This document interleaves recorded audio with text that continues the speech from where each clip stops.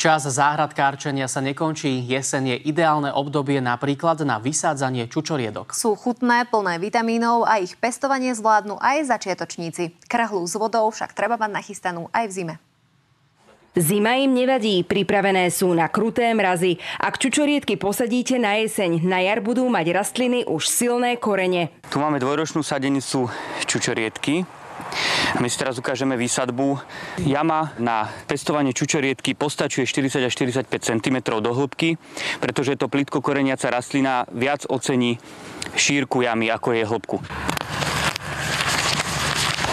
Potrebuje veľa rašeliny. Pozor na tú lacnú, ktorá časom stvrdne. Toto je rašelina, ktorá má pH 3 a 4 a je to frakcia 0,40 a obsahuje veľmi veľa vzduchu a to je dôležité pre korene. Rozostup medzi sadenicami je približne 1 meter.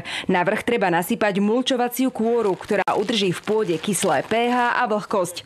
Čučoriedky potrebujú veľa vody, a to aj v zime, keď nemrzne a nie je sneh. Miesto je ideálne voliť celodenné slnko.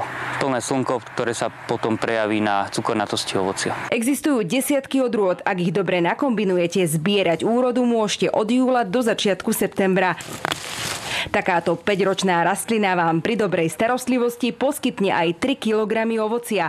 Podľa výživového poradcu je to komplexný zdroj vitamínov. Vďaka vlastne obsahu vlákniny, extrémne množstvu antioxidantov, fytonutrientov a ostatných výživových bohatých látok nám vlastne čučoriedky strašne pomáhajú v rámci trávenia, pomáhajú nám v rámci imunity, v rámci antioxidácie, čiže vlastne telo sa nám dokáže jednoduchšie brániť. Odtrhnúť si ich z vlastnej záhrady je ideálne, vtedy majú v sebe najviac prospešných látok. Lepšie mať niečo domáce a rýchlejšie sa k tomu dostať, ako to nechávať 3 týždne doniesť z nejakej inej krajiny.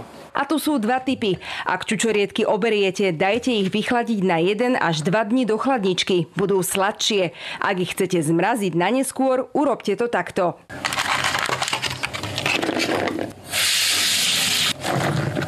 Umyť, osušiť, dať ich na tenkú vrstvu na plech, tak ich zmraziť a potom ich zosypať do vrecúška, pretože vtedy sa nám nezlepia. Jozef Demeter a Veronika Tesáková, televízia Markíza.